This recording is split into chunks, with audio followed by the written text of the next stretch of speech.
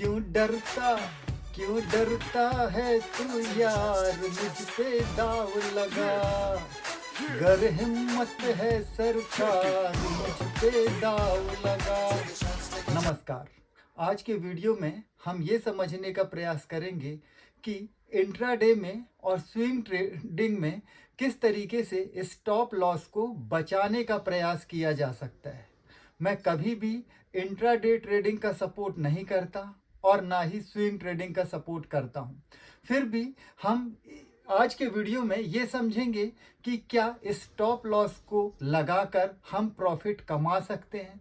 तो stop loss लगाने के लिए हम कुछ कॉन्सेप्ट को समझने का प्रयास करते हैं, जिसकी हेल्प से हमको शायद स्टॉप लॉस लगाने और उसे बचाने में मदद मिले। तो इसके लिए हम निफ्टी का एग्जाम्पल लेते हैं। यदि आप इंट्राडे ट्रेड करते हैं तो आप इस चीज को जरूर नोटिस करेंगे कि यदि निफ्टी 140 का घर तोड़ता है, 140 का मतलब यह है कि ये 23,140 हो सकता है, 24,140 हो सकता है, 25,140 हो सकता है, तो ज्यादातर लोग वहां से बाय करते हैं और स्टॉप लॉस को 980 के आसपास लगाते हैं। मतलब कि यदि उन्होंने 24,130 के आसपास बाय किया है तो 23,980 के आसपास का एसएल जनरली लोग लगाते हैं, जो कि इंट्राडे के लिए सबसे ज़्यादा खतरनाक होता है।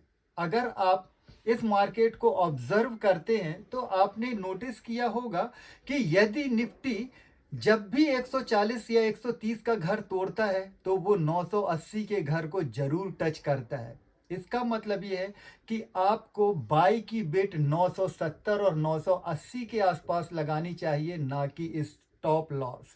तभी आप पैसे कमा पाएंगे।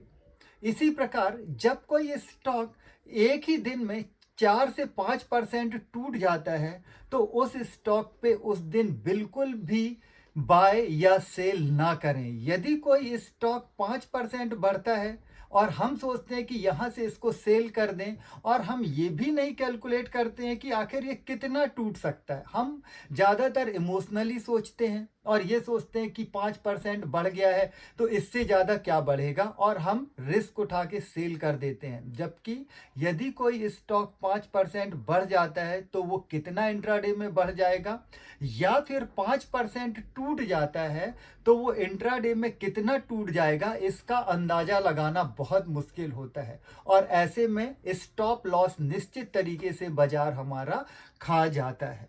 तो जब भी किसी स्टॉक पे 5% का मूव अप या डाउन हो, उस दिन इंट्राडे ट्रेडिंग में उस स्टॉक से बिल्कुल दूर हो जाए। इसके बाद जब भी इंडेक्स गैप अप या गैप डाउन ओपन होता है, मतलब यदि निफ्टी 250-300 पॉइंट ऊपर खुलता है तो निश्चित वो ये पॉसिबिलिटी होती है कि वो ऊपर जाएगा, या फिर 250 से 300 पॉइंट नीचे खुलता है तो निश्चित ये पॉसिबिलिटी होती है कि वो वहां से और नीचे जाएगा। लेकिन हम बाजार खुलते साथ ही यदि निफ्टी 300 पॉइंट नीचे खुला तो सेल कर देते हैं, और यदि निफ्टी 300 पॉइंट ऊपर खुला तो बाय कर लेते हैं। जबकि जहां पे भी निफ्टी इस तरीके से ओपन होता है वो थोड़ी सा रिवर्स जरूर करता है। जब इस तरीके का मार्केट हो तो आप थोड़ा देर वेट करें, अर्थात यदि 300 पॉइंट नीचे खुल रहा है तो आप देखेंगे कि निफ्टी 100 पॉइंट 80 पॉइंट ऊपर जरूर आता है, जो छोटे इंट्राडे ट्रेडर्स का स्टॉप लॉस खाता है, और उसके बाद वो वहां से फिर नीचे आ जाएगा। इसी प्रकार जब निफ्टी 250 से 300 पॉइंट ऊपर खुलेगा तो आप नोटिस करेंगे कि वो निश्चित वहां से 100-125 पॉइंट नीचे आएगा और इंट्राडे ट्रेडर्स का स्टॉप लॉस खाएगा और वहां से फिर ऊपर चला जाएगा। तो अगर आप इस मार्केट में ट्रेड करना चाहते हैं और स्टॉप लॉस को समझना चाहते हैं, कुछ ऐसे ही और भी बहुत सारे एग्जाम्पल हैं जिनको यदि आप प्रॉपर वॉच करें, प्रॉपर ऑब्जर्व करें, तब आप खुद ही समझ जाएंगे कि हमको स्टॉप लॉस कैसे लगाना चाहिए और स्टॉप लॉस को कैसे बचा सकते हैं। क्योंकि ये मार्केट इनडायरेक्टली या डायरेक्टली निवेशकों का पैसा खाने के लिए बैठा है, स्पेशली स्टॉप लॉस को हिट करता ही है।